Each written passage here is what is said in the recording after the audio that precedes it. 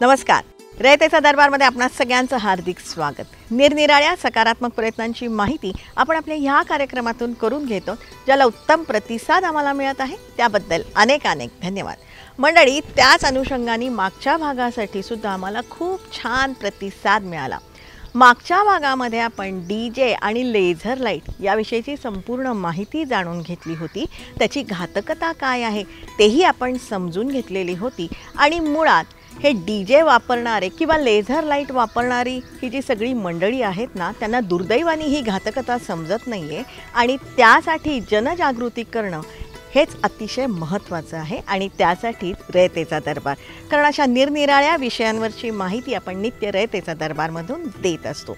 अर्थात त्यासाठी आपण सगळ्यांनी रयतेचा दरबारमध्ये सामील व्हायला पाहिजे. त्यासाठीच एकमेकांना मदत करू, एकमेकांची काळजी घेऊया आणि सगळ्यांचं जगणं समृद्ध करूया. त्यासाठीच रयतेचा दरबार.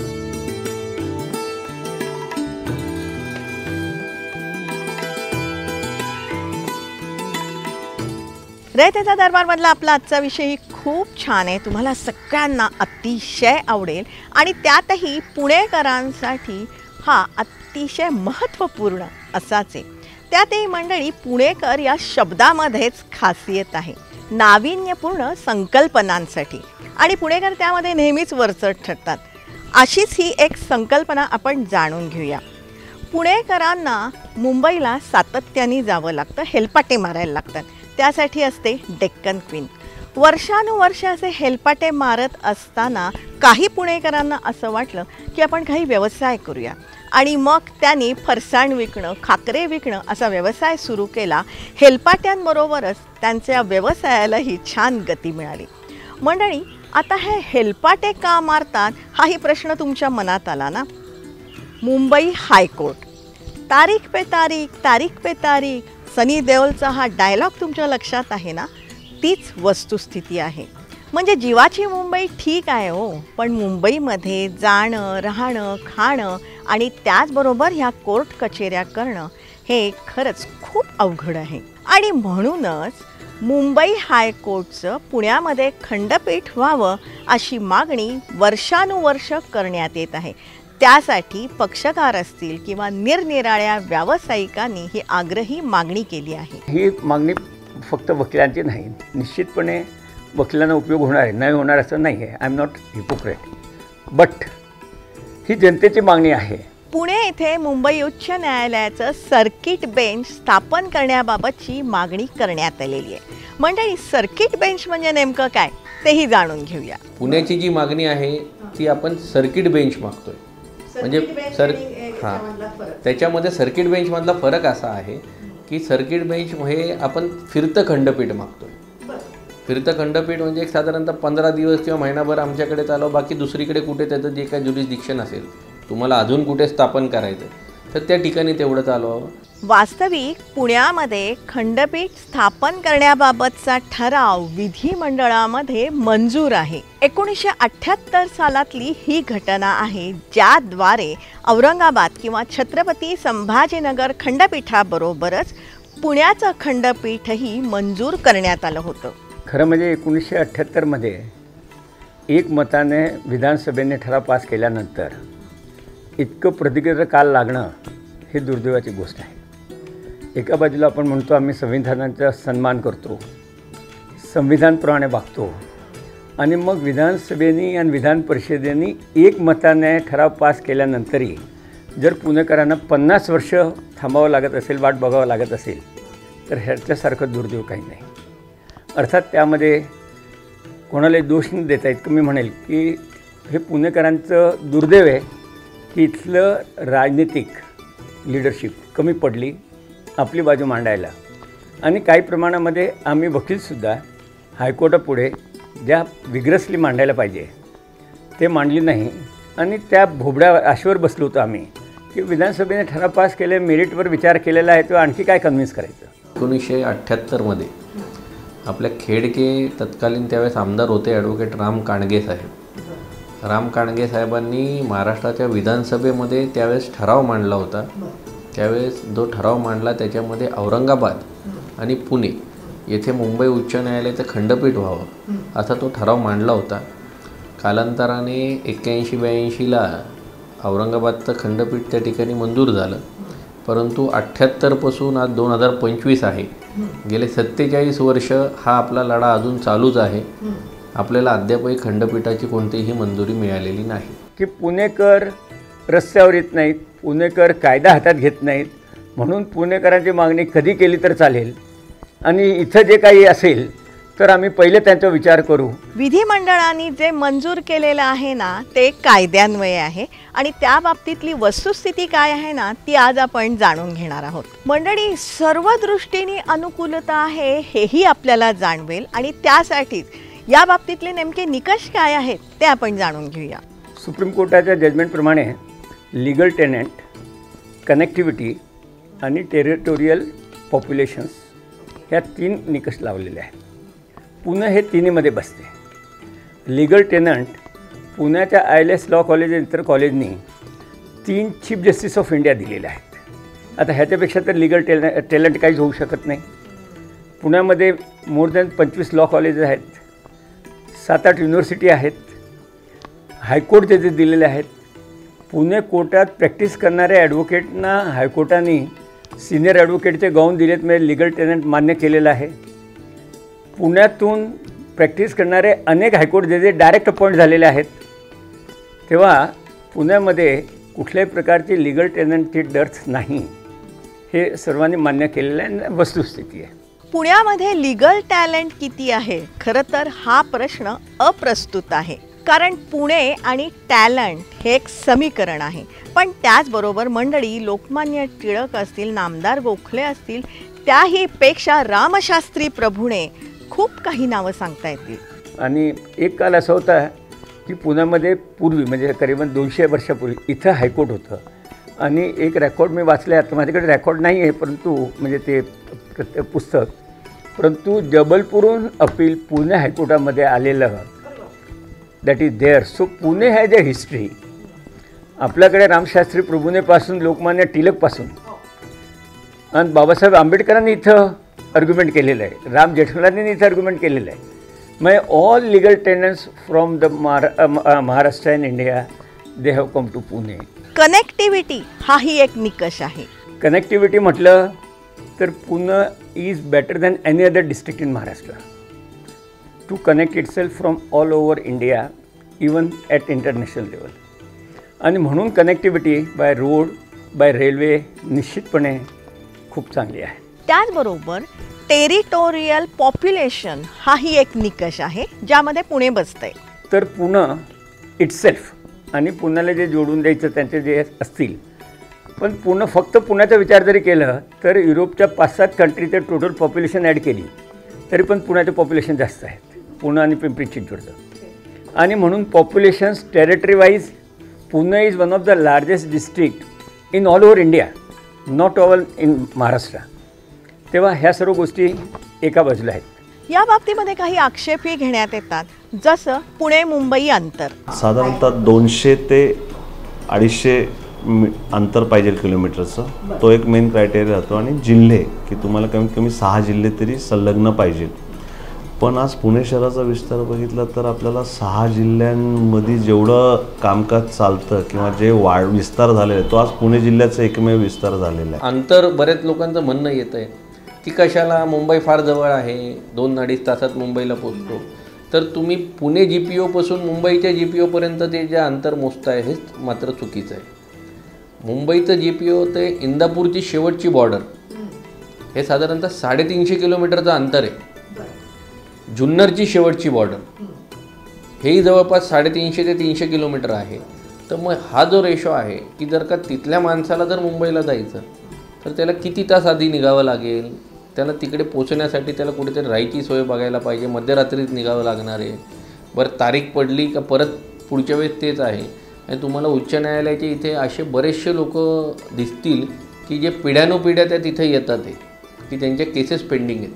आपण जेव्हा पुणे म्हणतो ना तेव्हा तो पुणे जिल्ह्याचा विचार करणं आवश्यक असतं आणि त्यातही मंडळी पुणे मुंबई अंतर किंवा अंतराचा हा जो मुद्दा आहे ना तो गैरलागू करण्यात आला होता आणि त्यासाठी 1989 सालचा रिपोर्ट काय आहे तो आपण समजून घेऊया. अगदी सुरुवातीच्या काळात भारतामध्ये आपल्याला अंतराचा मुद्दा होता की अंतर कमीत कमी 200-250 किलोमीटरच्या पुढं असावं. परंतु भारत देश हा इतका मोठा व्यापलेला आहे, मोठे राज्य आणि त्यांचे क्षेत्रफळ जर पाहिले तर खूप मोठी होती. त्याच्यामुळं अंतराच्या मुद्द्यासाठी केंद्र शासनाने एक justice Jaswant Singh committee appoint केलेली होती. त्या कमिटीचा रिपोर्ट 1989 साली तो तयार झाला आणि तो केंद्र शासनाला सादर केला. जस्टिस जसवंत सिंग जे कमिटीचे चेअरमन होते त्यांनी. त्या रिपोर्टमध्ये त्यांनी असं सांगितलं की डिस्टन्स हा मुद्दा सर्किट बेंच किंवा खंडपीठ देताना हा गैरलागू आहे. तुमची पेंडन्सी किती आहे, त्या क्षेत्रातली पेंडन्सी किती आहे त्याच्यावर तुम्ही खंडपीठ किंवा सर्किट बेंच द्या. आणि मग तो तिथनंपासून पुढे भारत राज्यात आत्ता सध्या 3 ठिकाणी असं खंडपीठ निर्माण झालेलं आहे की ज्याचं डिस्टन्स 60 आणि 65 किलोमीटरच्या दरम्यानच आहे. आता आमची पुण्याची मागणी जी आहे ते पुणे मुंबईचं अंतर ते 150 किलोमीटर पकडतात, म्हणजे मुंबई GPO ते पुणे GPO. परंतु तसं न पकडता मुंबई GPO येतो. आमचं पुण्याचं शेवटचं टोक इंदापूर आहे. इंदापूरपासून मुंबईचं अंतर जर काउंट केलं तर ते जवळपास 350-400 किलोमीटरच्या एरियात येतं. तसंच दुसऱ्या भागात गेलं जर आपण जुन्नरच्या भागामध्ये तर ते देखील अंतर 250-300 प्लस अंतर होतं. परंतु आमची अंतराच्या मुद्द्याची जी काय जो आडवा येत होता आत्तापर्यंत मुद्दा तो कमिटीने 1990 सालीच खोडलेला आहे. मग भारतात जर 3 ठिकाणी खंडपीठ झाले, जसं चेन्नई पॉंडिचेरी झालं आहे, धारवाड कर्नाटकमध्ये धारवाडमध्ये एक झालेलं आहे आणि UPमध्ये लखनौ आणि अजून एका ठिकाणी जे झालेलं आहे त्याचं अंतर 60पेक्षा आणि 70पेक्षा कमी आहे.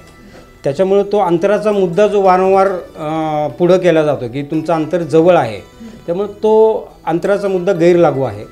न्यायालयामध्ये पेंडन्सी किती आहे हाही एक निकष आहे. पेंडन्सीच्या बाबतीत पुणे जिल्ह्यामध्ये एकट्या पुणे जिल्ह्याच्या मुंबई हायकोर्टामध्ये 53% केसेस आज आहेत की ज्या कोल्हापूर, सातारा, सांगली किंवा अदर जे मागणी करतात, मला खरं तर नाव घ्यायचं नाही, परंतु त्यांच्या 20%च्या पुढे केसेस नाही. मग जर तुम्हाला पेंडन्सी कमी करायची असेल कोर्टातली तर जिथं पेंडन्सी जास्त आहे तिथं प्राधान्याने प्रायोरिटी देऊन तिथं पहिल्यांदा ते निर्माण केलं पाहिजे. त्याचबरोबर पुण्यामध्ये राज्य सरकारची अनेक कार्यालये आहेत आणि त्यातल्या घटकांना सातत्याने मुंबई हायकोर्टमध्ये जावं लागतं. पुण्यामध्ये आता बऱ्याच खात्यांचे राज्य पातळीवरचे अधिकारी इथं बसतात. जसं आता तुम्ही बघा ना, म्हणजे क्रीडा किंवा समाज कल्याण किंवा काय कोऑपरेटिव्ह आहे सगळं, ह्या लोकांचे पण असतात ना मॅटर, किंवा दुसरे काही त्याच्याशी संबंधित पण असतात. आता आणि अधिकारी प्रत्येकजण आपली आपली गाडी घेऊन जातो. मी तर म्हणतो त्या हायवेचा लोडसुद्धा कमी होईल त्याच्यामुळे बराच. पुण्यामध्ये सहकार आयुक्ताचं कार्यालय आहे, पुण्यामध्ये साखर आयुक्तांचं कार्यालय आहे, पुण्यामध्ये पणन संचालकांचं कार्यालय आहे.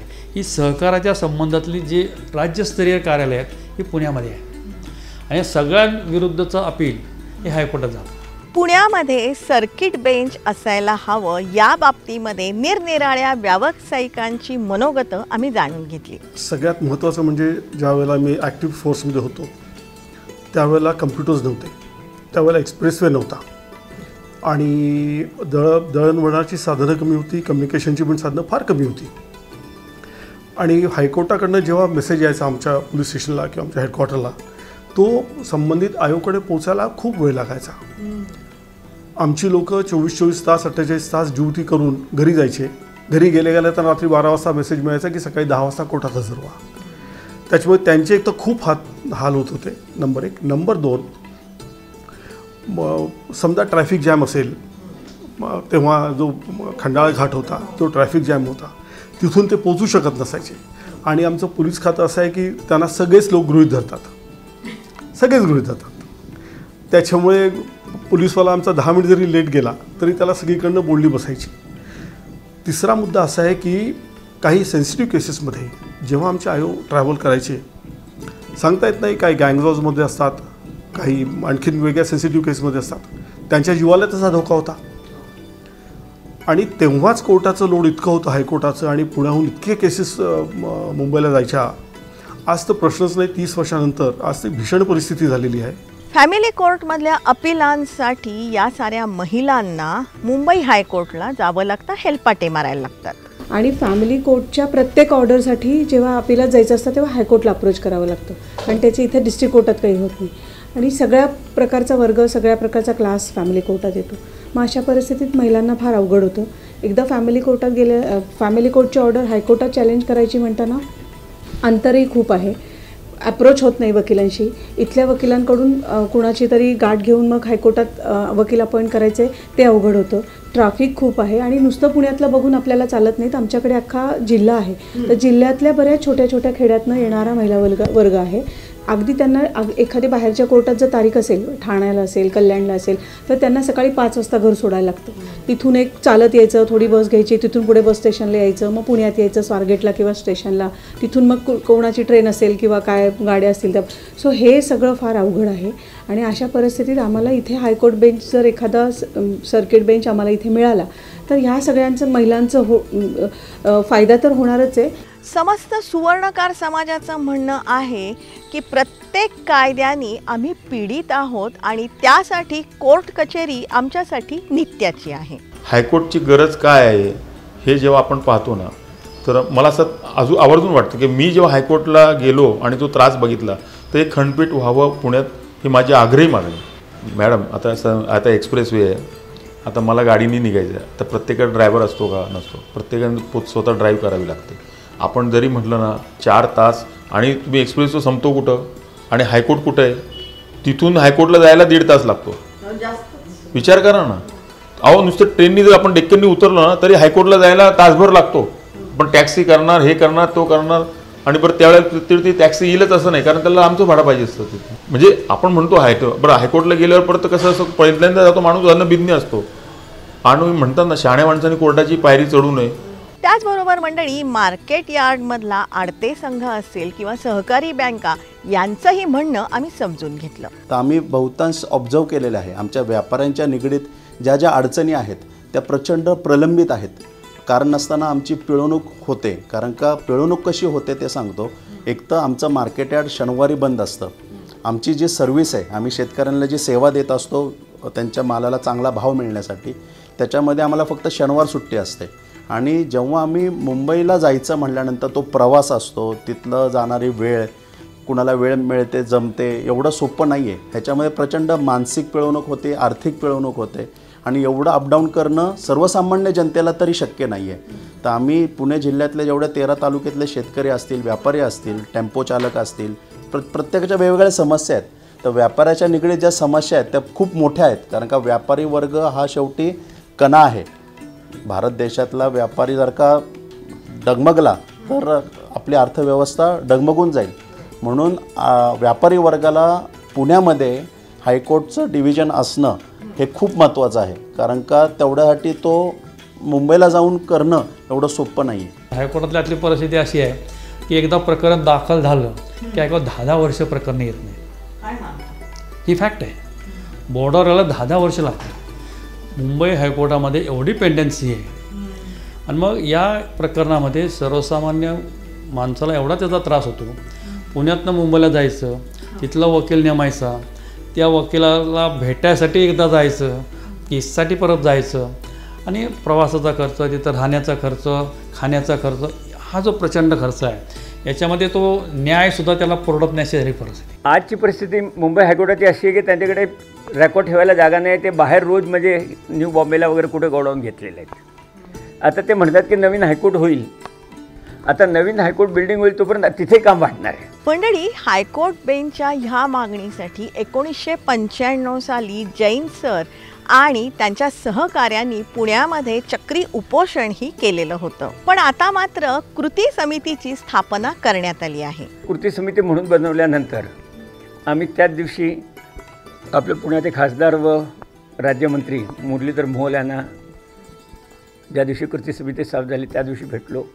त्यांना सर्व सांगितलं. तर ते म्हणाले की तुमची बाजू बरोबर आहे, मी सेंटरमध्ये मांडतो आणि कायदा मंत्र्यांशी मेघवाल साहेब जे आहेत त्यांच्याशी बोलतो. ही एक बस झाली. नंतर आमचे बारचे अध्यक्ष, विधानसभेचे स्पीकर, त्यांना आठवण दिली की तुम्ही आता पालक आहात विधानसभेचे आणि तुमच्याकडे युनॉनिमस ठराव झालेला आहे आणि त्याची कारवाई होत नाही, तेव्हा तुम्ही तुमच्याही इज्जतीचा प्रश्न आहे असं त्यांना जाणीव करून दिली. मुख्यमंत्री साहेबांशी भेट झाली. एक बार चांगली आहे की प्रत्येकजण म्हणतात की आम्ही पॉझिटिव्ह आहोत, आमचा विरोध नाही. आणि भारताचे जे मुख्य न्यायाधीश आहेत भूषण गवई साहेब, तर गवई साहेबांना भेटलो. गवई साहेबांनी एवढं सुप्रीम कोर्टामध्ये व्याप्ती असतानाही 25 मिनटं आमच्याशी ह्या विषयावरती चर्चा केलेली आहे आणि त्यांनी स्पष्ट शब्दात सांगितलेलं आहे की उलट पुण्यासारख्या ठिकाणी खंडपीठ होण्यास माझी कोणतीही हरकत नाही, उलट त्या ठिकाणी खंडपीठ व्हावं आणि ही सगळ्या पक्षकारांची सुद्धा गरज आहे. आम्ही आपले राज्याचे उपमुख्यमंत्री अजितदादांना भेटलो. ते तर एका झटक्यात त्यांनी सांगितलं आम्हाला की चीफ जस्टिसचं एकदा दिसून आलं तर इन्फ्रा आणि फंड्समध्ये पुन्हा कुठेही पडू देणार नाही कमी, आणि विल मेक अवेलेबल एव्हरीथिंग. बघा मंडळी, सगळ्या संबंधितांनी सांगितलंय की तुमच्या ह्या मागणीसाठी आम्ही सकारात्मक किंवा पॉझिटिव्ह आहोत. की इतरांच्या बरोबर आमची मागणी नंतर विचार करू असं न करता, कारण की तारखा देण्यामध्ये कोर्टातल्या आणि वकील लोकांनी द्यायच्यासाठी मुख्यमंत्री साहेब तर डिसिजन घ्यायला फेमस आहेत आणि त्यांचा हातखंडा आहे की जे ते ठरवतात ते करून दाखवतात. तेव्हा आमची विनंती मुख्यमंत्री साहेबांना राहील की आपला जो प्रेस्टीज आहे किंवा आपली जी इमेज आहे की fast and immediate working chief minister, हे पुण्याबद्दल ते नक्कीच दाखवतील. तेव्हा मंडळी, मुंबई उच्च न्यायालयाच्या पुणे सर्किट बेंचचं मॅटर आता मुख्यमंत्री देवेंद्र फडणवीस यांच्या जलद गती न्यायालयात किंवा फास्ट ट्रॅक कोर्टमध्ये प्रविष्ट करण्यात आलेलं आहे आणि त्यामुळे आता पुणेकरांना सत्वर न्याय मिळेल. पुणेकरांनी एकत्र होऊन आपली मागणी त्यांच्यापर्यंत इफेक्टिव्हली जाण्यासाठी निश्चितपणे आम्ही सर्वांना भेटतो आहे. आणि तेवढं एक कार्यक्रम जिथं की कायदा हातात घेणार नाही, पब्लिकला त्रास होणार नाही, पण ही पुणेकरांची मागणी आहे, पुणेकर जनतेची मागणी आहे. थोडक्यात तुमच्या लक्षात आलं का, 50 वर्षापूर्वी विधिमंडळामध्ये पुण्याचं खंडपीठ मंजूर करण्यात आलेलं आहे. यासाठी जे वेगवेगळे निकष आहेत ना, म्हणजे legal talent, connectivity, territorial population, या सर्व निकष पुणे पूर्ण करत आहे. त्याचबरोबर अंतराचा मुद्दा गैरलागू आहे, त्यासाठीचा जो रिपोर्ट आहे तोही आपण जाणून घेतला. पेंडन्सी ही हा जो निकष आहे तोही पुणे पूर्ण करत आहे. आणि ह्या मंजुरीसाठीचे जे संबंधित घटक आहेत ते सगळे पॉझिटिव्ह किंवा सकारात्मक आहे. तेव्हा पुणेकरांनो, 50 वर्ष वाट पाहिली, आता थोडीशी वाट अजून पहा, न्याय नक्कीच मिळेल. त्याच अनुषंगाने आपला आजचा भाग तुम्हाला कसा वाटला हे तुम्ही जरूर आम्हाला कळवा. संपर्कासाठी आमचा पत्ता आहे रयतेचादरबार@gmail.com. जरूर आमच्याशी संपर्क साधा. तुमच्याकडे काही माहिती असेल, प्रश्न असतील, सूचना असतील त्या तुम्ही आमच्यापर्यंत नक्कीच पोचवा. रयतेचा दरबारमधले हे जे सगळे एपिसोड आहेत ना, 450च्या वर एपिसोड आहेत, हे तुम्ही वारंवार बघू शकता आमच्या यूट्यूब चॅनलवरून. जनतादरबार.gd आणि रयतेचा दरबार या दोन्ही नावाने आमची यूट्यूब चॅनल आहे, जी तुम्ही सबस्क्राईब करण्याची गरज आहे. रयतेचा दरबार आम्ही प्रसारित करत असतो दर सोमवारी रात्री 9 वाजता सह्याद्री वाहिनीवरून. सोमवारचाच हा एपिसोड आम्ही पुनःप्रसारित करत असतो दर शनिवारी सकाळी 8 वाजता सह्याद्री वाहिनीवरून. सोमवार रात्र 9, शनिवार सकाळ 8 हे जे दोन्ही एपिसोड आहेत ना, हे तुम्ही लाईव्ह बघू शकता सह्याद्री वाहिनीच्या फेसबुक पेजवरून. जरूर बघत राहा, कारण आम्ही ही जी माहिती तुम्हाला सांगतोय ना, या माहितीच्या उपयोगामुळे अनेकांचे लाभ होत आहेत किंवा होऊ शकतात. हां, मात्र त्यासाठी रयतेचा दरबारचा प्रत्येक एपिसोड आपण सगळ्यांनी बघायला पाहिजे. त्यासाठीच एकमेकांना मदत करू, एकमेकांची काळजी घेऊया आणि सगळ्यांचं जगणं समृद्ध करूया. त्यासाठीच रयतेचा दरबार.